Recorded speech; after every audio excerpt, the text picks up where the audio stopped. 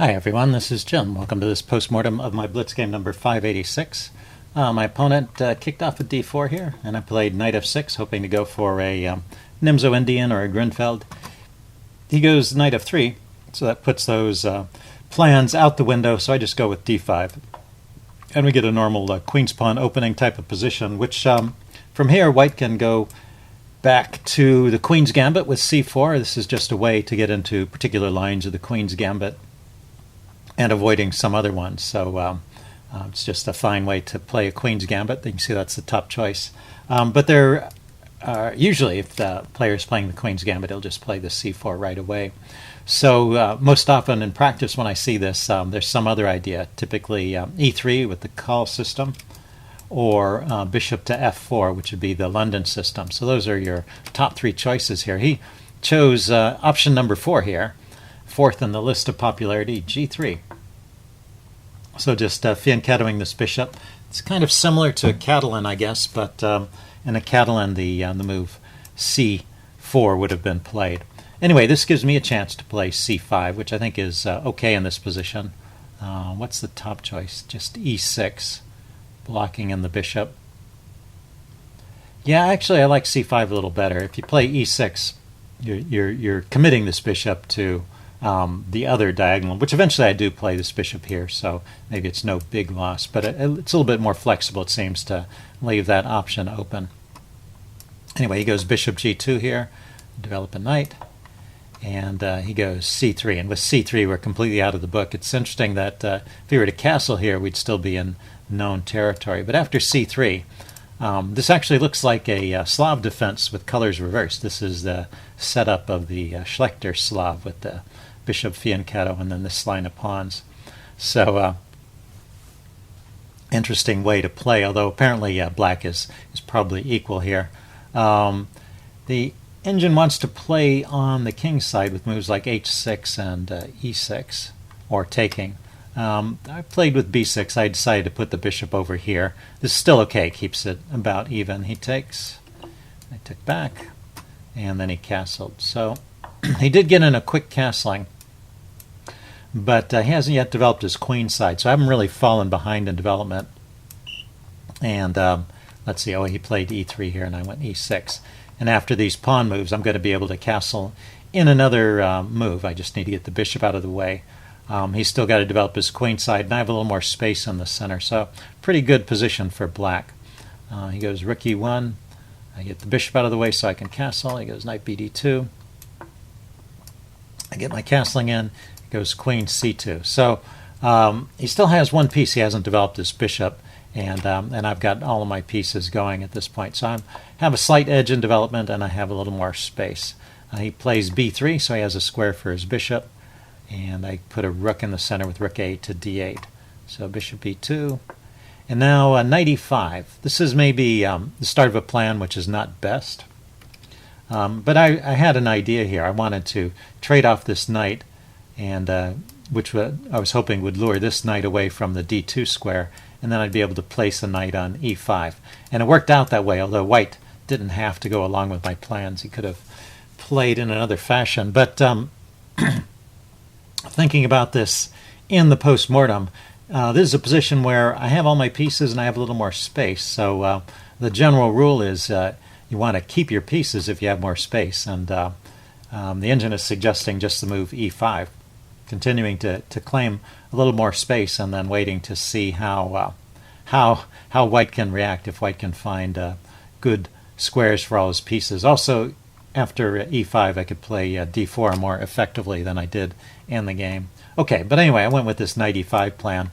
It's not horrible, it's just not the best plan, maybe. Oh, and he didn't take right away. He played rook a to d1, putting a rook in the center. So now I took, and then he took back with the knight, and that allowed me to get my knight to e5, which is what I was looking for. But c4 right here is an interesting move. Just trying to squash this bishop.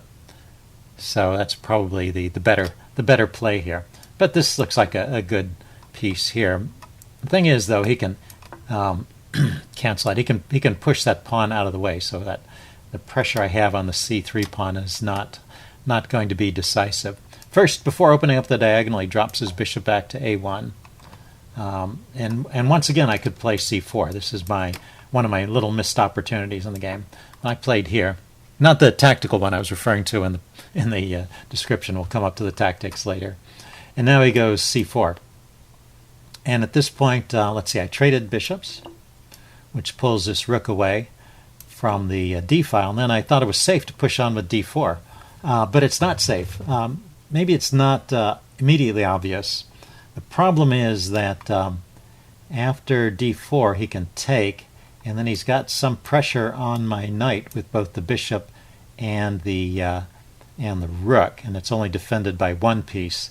So there's this tactic. After d4 he takes, which this happened, and if I take back, which I didn't play in the game, but if I were to take back, he can just take that pawn, because even though it's defended, at the same time he takes that pawn, he unleashes this attack on my knight.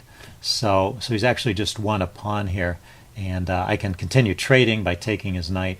He takes my knight, or I can move the knight away to g5, which is probably best. But I'm just down a pawn here.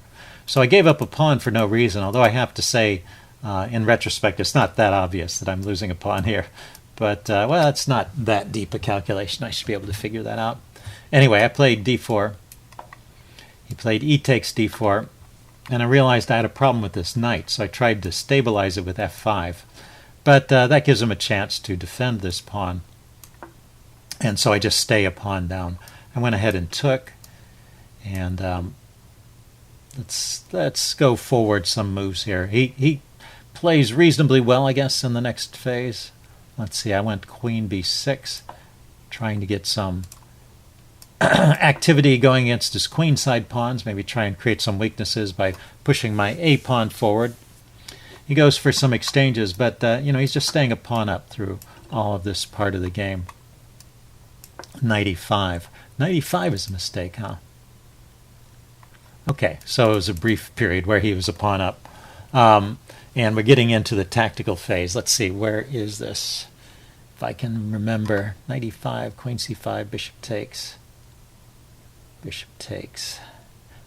Yeah, it's after when I take his knight on e5, so around move 26. That's your first tactical quiz opportunity. Okay, so let's get up to that point. So knight e5, what's the problem with this move? I can play rook d2. Yeah, so I can activate my rook. He's giving up control of the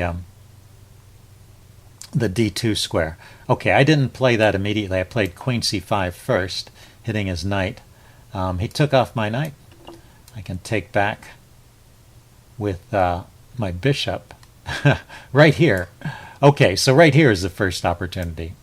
So actually, I had a couple chances. I was thinking it happened later, but this is the first one. So if you didn't see the answer there, there's a good move for me after he plays bishop takes e4, which is not just taking back with my bishop.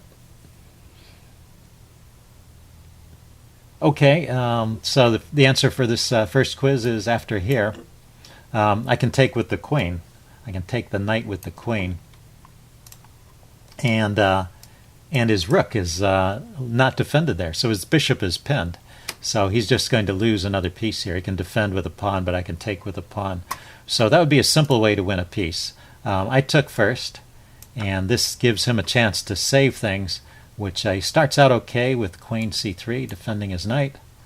And then I come in with rook d4, interrupting the defense of the knight. And I was thinking I was just going to win that piece, but he finds, let's see, he has a way to save it. Oh, he can just move it away with knight f3. Okay, but he played queen to e3,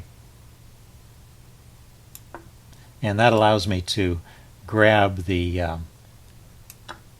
grab the knight here. And then he played f3, trying to get the piece back. So the question is, here's your tactical quiz. After f3, there is one move that I have that is still winning for me. And basically a piece up through this interchange. So if you want to pause the video here and think about it, what is my best move after f3, and why does it work? Okay, he played f3. And then the only move that works is queen a5. You can see everything else is even, but queen a5 is winning. And queen a5 wins because it's putting pressure on this rook. Once again, it's the rook on the back rank that's a problem. So if he grabs the bishop, this is the point. I take back with the rook, and when the queen moves out of the way, I pick up his rook. So this just wins. He doesn't have to take the bishop, of course, but if he doesn't take the bishop, then he stays a piece down. The engine is saying rook f1, but then rook d3, harassing his queen. Well, it's still not so simple. I was going to say maybe I can just... yeah, let's back up a second. The other idea would be queen takes rook, but then I have queen takes rook with check. So he can't take my rook. So this queen a5 move also defended my rook indirectly. Okay, but after he plays rook f1, this rook is really hanging. So I saved my rook by playing rook d3, hitting his queen. The queen moves, and now I save the bishop, or trade queens, and save the bishop by playing rook takes f3, and I come out a piece ahead. So anyway, that was my chance to win the game cleanly. I didn't spot that idea. I did notice my rook was hanging, so that's good. So I played queen d6, and now he can get back his piece. So bishop takes, rook takes, and he goes queen f2. And I should just continue exchanging and go for a draw here, but I tried to play on. He's actually a little better in this position. This is another small mistake, but he was pretty quick at spotting this one. It's a typical example of a overloaded piece. My queen is defending the rook, and it's defending the pawn, and it can't really do both jobs, and he exploits that nicely with rook takes e6. So some nice tactics in this game. I grab his rook, he grabs my rook, and once again he's a piece or a pawn ahead. And he comes in with the check, and he's let's see. Oh, I go in with the check. But he's better through this part of the game. So let's go forward and show there's this one opportunity he has to actually win the game, and that's his big chance. So that's coming up in a few moves. Let's see. I went queen e2 check. He went king. Oh, he went queen f2. I don't want to trade, so I try going for the draw. I would be content to settle for a draw at this point. He goes king g1 because I'm definitely worse. I go queen b1 check. He goes king g2, and I go queen e4 check. He goes queen f3, queen c2 check. He goes king h3. No more checks, but I finally pick up a pawn. So queen takes a2. But now he starts to get some checks. And in fact, with my queen offside, he can check and pick up these pawns and probably win the game. So queen d5 check. I went king f8. Queen takes f5 check. He gets one pawn. I go back here. Queen to b5. Okay, so we're coming up to that critical moment. After queen to b5, I play a6, chasing his queen away. So if you can imagine a position with queen b5 and a6, and it's white's turn to move. What is white's move in that position? Okay, I'm going to give the answer away now. He played queen b5. I played a6, which is really a terrible move because there's a mate in 1 on the board. Queen e8, mate. And my opponent missed that. But of course the king over here is vulnerable. Its only escape route is f7. So placing the queen here ends the game. So anyway, he played queen b8 check, just moving too fast in this part of the game. You go king f7, and then he starts pushing these pawns forward. He still has this winning advantage, so let's go forward a bit. He keeps it actually until he trades queens. So he's harassing me for a few moves. And then finally this queen c4 check is the losing move right here, because I can trade queens, and this is a king and pawn ending, which is winning for black, even though white has an extra pawn. So it's kind of instructive, and it's not too hard to win either. It's a pretty straightforward win. The thing is, our kings are both away from the passed pawns over here, but my king is in time to stop these, and his king is not in time to stop my pawn. Let's see, is that really true? Yeah, he's actually already outside the the box here. If I just push this pawn, I can queen, and his king can't stop it. But I just have to make sure I stay inside the square of these pawns. So I go king f8, and he goes king g2. And still, yeah, I could just push the pawn forward and win. So that's one way to win. The other way to win is the way I did.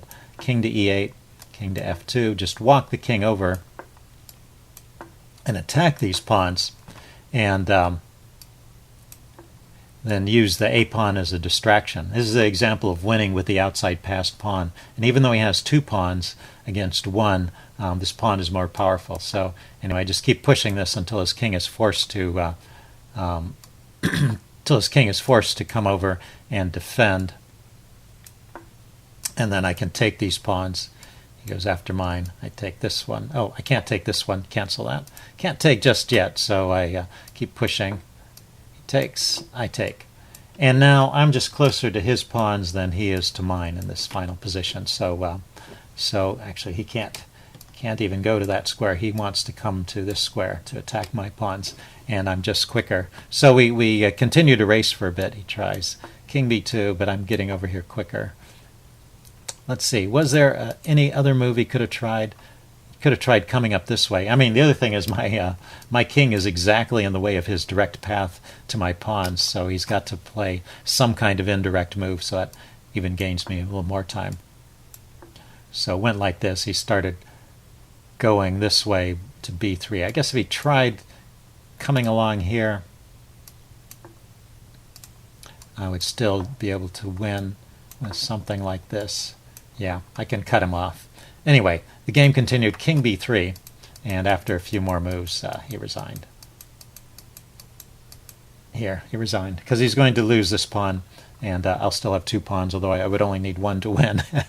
Okay, so anyway, it was an interesting game. Hope you guys enjoyed this video. Leave any comments you have in the section below, and I will see you again soon. Bye.